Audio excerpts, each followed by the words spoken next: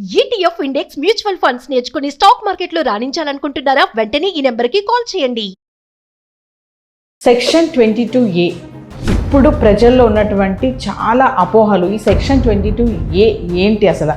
హైడ్రా తర్వాత ఈ section 22A భూతం ఏంటి? భూమి కొనలేము, భూములు అమ్మలేము అనే సందేహాలు ఉన్నాయి. మరి 20-30 సంవత్సరాల క్రితం కొనుక్కున్న వాళ్ళు ఇప్పుడు అమ్ముకోలేరు ఈ సెక్షన్ 22A వల్ల అని చెప్పేసి చాలా మంది ప్రజలు భయపడిపోతున్నారు. అసలు ఏంటి ఈ సెక్షన్ 22A?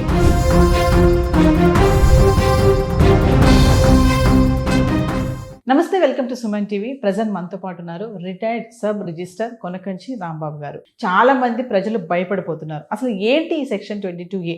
దీనిపైన మాట్లాడడానికి రాంబాబు గారు ఈరోజు సుమన్ టీవీ స్టూడియోలో ఉన్నారు. సార్తో మాట్లాడదాం. నమస్తే అండి. నమస్కారం అండి. రాంబాబు గారు, ఈ సెక్షన్ 22A అసలు చాలా మంది ప్రజలు ఏంటంటే భయపడిపోతున్నారు. భూములు కొనలేము, భూములు అమ్మలేము అంటున్నారు. అసలు ఈ 22Aకి ఇంతకుముందు ఉన్నటువంటి రూల్స్ అండ్ రెగ్యులేషన్స్ ఏంటి, ఇప్పుడు వచ్చినటువంటి రూల్స్ అండ్ రెగ్యులేషన్స్ ఏంటి, అసలు ఏం మార్పులు వచ్చాయి ఒక్కసారి జనాలకి అర్థమయ్యేటట్టుగా. ఇది రిజిస్ట్రేషన్ చట్టంలో ఉన్న ఒక సెక్షన్. 2007లో దీన్ని తీసుకొచ్చారు. దీంట్లో ఉద్దేశం ఏంటంటే గవర్నమెంట్ భూములు, వకఫ్ భూములు, దేవాలయ భూములు, అదేవిధంగా కోర్టు డైరెక్షన్ ఇచ్చిన భూములు, వీటి యొక్క రిజిస్ట్రేషన్ చేయవద్దు అనేది ఒక డైరెక్షన్ దీంట్లో ఇచ్చారు. మరి 2007కు ముందు ఏమైనా లేదా? ఉంది. ఇది కొత్తగా వచ్చిన అంశమేమీ కాదు.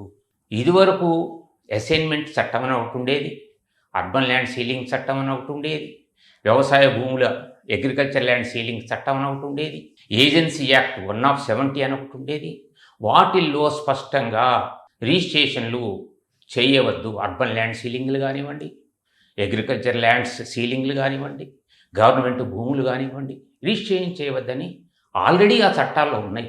మరి దీంట్లో తీసుకొచ్చారు అంతే తప్ప. మరి అంతకుముందు 2007కు ముందు రిజిస్ట్రేషన్ వ్యవస్థ లేదా? రిజిస్ట్రేషన్లు జరగలేదా? జరిగినాయి. ఆ చట్టంలో అంశాలని ఒక చోట తీసుకొచ్చారు. దీంట్లో నిషేధించింది ఏంటంటే ఈ భూములని ఆ సంస్థలలోని అధికారులు మాత్రం చేయవచ్చు.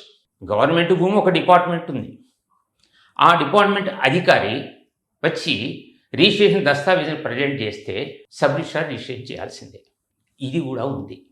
ఇది ఒక్కటే నూతన అంశం. ఇంకొకటి ఏంటంటే ట్రాన్స్ఫర్ ఆఫ్ ప్రాపర్టీ చట్టం ఒకటి ఉంటుంది.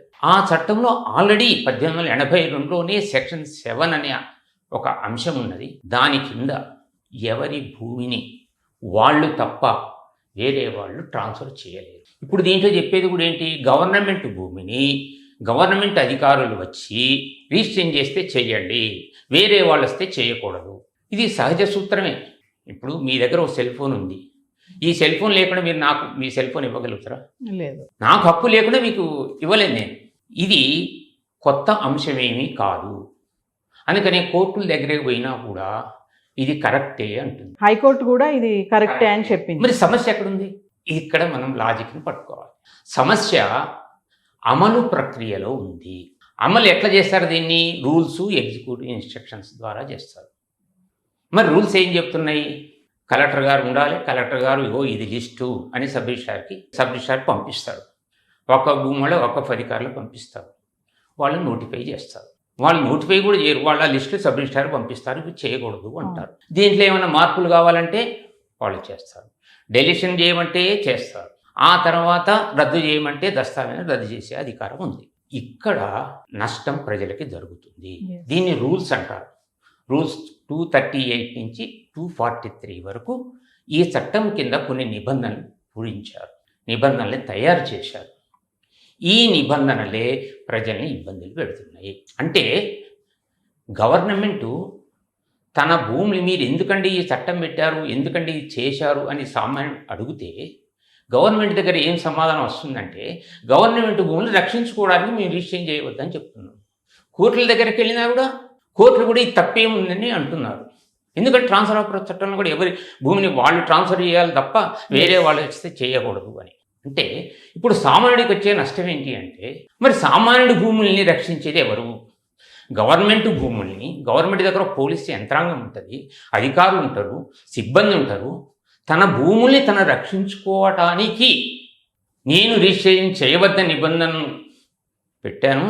మరి సామాన్యుడి భూములు వేరే వాళ్ళు చేస్తే మరి అప్పుడు దాని ప్రభావం ఏంటి? మరి దానికి రద్దు చేసేది లేదా వ్యవస్థ? ఈ వ్యవస్థ కేవలం ప్రభుత్వ భూములు అంటే ప్రజల భూముల సంగతి ఎవరు చూడాలి? అది ప్రభుత్వం యొక్క బాధ్యత కాదా? మీ భూములకే రక్షణ లేదని మీరు ఇంత బలవంతులు, మీరు మీ దగ్గర పోలీసు ఉంటుంది, యంత్రాంగం ఉంటుంది, అధికారులు ఉంటారు, మీరే రక్షణ కోసం నిలుపుదల చేశారన్నారే, సామాన్యుల భూములు ఇంకొకళ్ళు ఆక్రమించుకొని వస్తే మీరు రిజిస్ట్రేషన్ చేస్తారా? చేయవద్దని ఏమన్నా నిబంధనలు ఉన్నాయా? లేవు. మరి అది జరిగితే ఏం చేయాలి? నువ్వు కోర్టు అంటారు. ఈ సమస్యల వల్ల కింద గ్రాస్ రూట్ లెవెల్ అంటారు, కింద లెవెల్లో పై అధికారి లిస్టు తయారు చేయని కింద అధికారి చెప్తారు, ఆ కింది అధికారి ఇంకొక అధికారి చెప్తారు, ఆ అధికారి ఇంకొక అధికారి చెప్తారు. ఈ విధంగా కింద నుంచి గ్రౌండ్ లెవెల్లో డేటా ప్రిపేర్ చేసేవాళ్ళు డేటాని అప్డేషన్ చెయ్యలేదు. అందువల్ల దీంట్లో అన్ని ప్రైవేటు భూములు కూడా దీంట్లో కలిసిపోయినాయి. మరి దీనికి పరిష్కారం ఏంటి? అంటే ఇప్పుడు చాలా మంది అనుకునేది ఏంటంటే అండి, ఈ సెక్షన్ 22A వచ్చాక భూములు అమ్ముకోలేకపోతున్నాము, కొనలేకపోతున్నాము. అప్పుడైతే మొన్నటి వరకు హైడ్రా ఎఫెక్ట్ ఉంది, ఇప్పుడు ఈ 22A వల్ల కూడా చాలా ఇబ్బంది పడుతున్నాము అని అంటున్నారు. పక్క హైకోర్టు కూడా ఇది కరెక్టే, ఇందులో ఏం రొసుగులు లేవని అన్నారు. అయినా సరే మళ్ళీ ఇబ్బందులు ఎదురవుతున్నాయి. మరి దీని నివారణ ఏంటి? ఇప్పుడు ప్రైవేటు భూముల్ని కూడా దీంట్లో తొలగించకుండా యాజ్ ఇట్ ఈజ్గా అప్డేషన్ డేటాని గ్రాస్ రూట్ లెవెల్లో వాళ్ళు పంపిస్తే పై అధికారులు యథాతథంగా డేటాని ఎంటర్ చేయటం వల్ల ప్రైవేటు భూములు కూడా దీంట్లో కలవటం వల్ల ఈ సమస్య వచ్చింది. అందుకని ఏం చేయాలి? ప్రజాప్రభుత్వం అంది, మాకు రక్షణ కల్పించాలని ప్రజలు ప్రభుత్వాన్ని నుంచి ఆశిస్తారు. ప్రభుత్వం ఎక్కడ తప్పు జరిగిందంటే ప్రజల్ని దీంట్లో భాగస్వామ్యం చేయలేదు. నేను ఈ లిస్టు పెడుతున్నాను. ప్రజాస్వామ్యంలో ప్రభుత్వానికి తన భూముల మీద తనకు ఎంత హక్కు ఉంటుందో ప్రజలకు కూడా వాళ్ళ భూమి మీద అంతే హక్కు ఉంటుంది. ఇప్పుడు మీ స్టూడియో ఈ ఆఫీస్ ఉంది, పక్కన ఒక గవర్నమెంట్ ఆఫీస్ ఉండొచ్చు, వాళ్ళ భూమిని వాళ్ళు అమ్ముకోవచ్చు, మీ భూమిని కూడా మేము అమ్ముకోవచ్చు. వాళ్ళ భూమి మీద వాళ్ళకి ఎంత హక్కు ఉందో మీ భూమి మీద కూడా మీకు అంతే హక్కు ఉంది. కానీ ఇప్పుడు జరిగేది ఏంటి? ప్రభుత్వము తన భూమి ఎవరన్నా అమ్మితే లేదా ట్రాన్స్ఫర్ చేస్తే అది రిజిస్ట్రేషన్ చేయొద్దన్నారు. మరి మీ భూమి మీకు ఏమైనా చట్టం ఉందా? లేదు. మరి వీళ్ళని ఏం చేద్దాం? గాలికి వదిలేద్దామా? మరి వీళ్ళ భూమి కూడా మీరు లిస్టులో ఎంటర్ చేయటం వల్ల జరిగిన పొరపాటు. దీనివల్ల కోట్ల మంది, లక్షల మంది వాళ్ళు ఇబ్బంది పడుతున్నారు. దీనికి పరిష్కారం ఒకటి. ఏం చేయాలి? దీంట్లో ప్రజల్ని భాగస్వామ్యం చేయాలి. ఏమని భాగస్వామ్యం చేయాలి?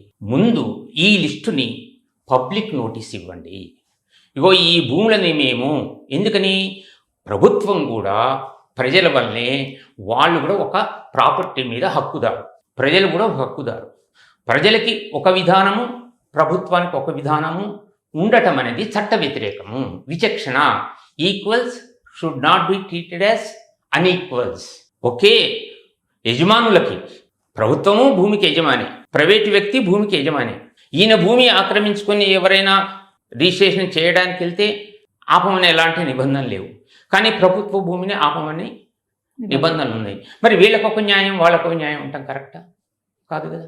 అందుకని ఏం చేయాలి? ప్రభుత్వము మొదలు పబ్లిక్ నోటీస్ ఇవ్వాలి. ఇగో ఈ భూములు మేము నిషేధ జాబితాలో పెడుతున్నాము, మీ అభిప్రాయం తెలియజేయండి, మీ అబ్జెక్షన్స్ తెలియజేయండి.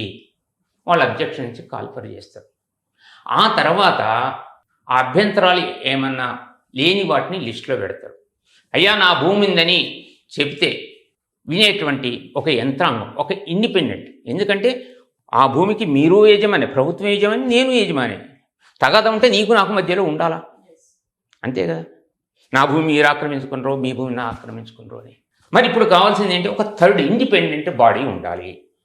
మా ఇద్దరి మధ్య డిస్ప్యూట్ కాబట్టి ఇండిపెండెంట్ బాడీ ఉండాలి.